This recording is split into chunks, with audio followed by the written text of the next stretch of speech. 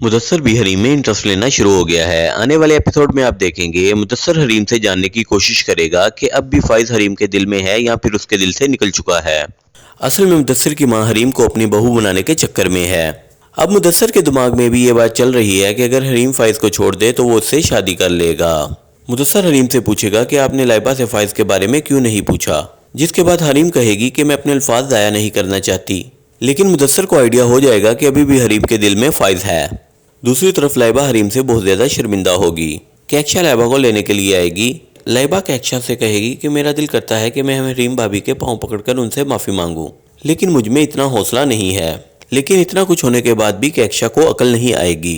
कैक्शा की अकड़ अभी भी नहीं टूटी। कैक्शा लाइबा से कहेगी मैं मर तो सकती हूँ लेकिन हरीम से माफ़ी नहीं मांगूंगी।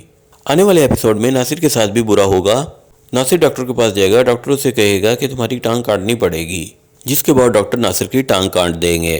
टांग कट जाने के बाद नासिर भी बहुत ज़्यादा शर्मिंदा होगा। नासिर अपनी गलती मान लेगा कि उसने हरीम के साथ बुरा किया, जिस वजह से उसे ये सज़ा मिली है।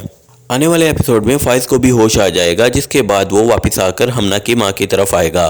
उधर आने के बाद फाइज बहुत ज़्यादा हैरान होगा जब उसे पता चलेगा कि लाइबा और कैक्शा उधर नहीं हैं। जिसके बाद फाइज लाइबा और कैक्शा को तलाश करेगा।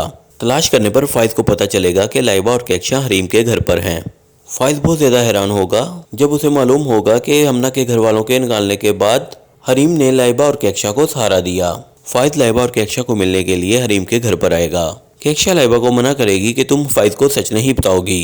कैक्शा को पता है कि अगर लाइबा ने फाइज को सच बता दिया तो ये ना हो कि अब रेहान के बाद फाइज भी कैक्शा को छोड़ दे।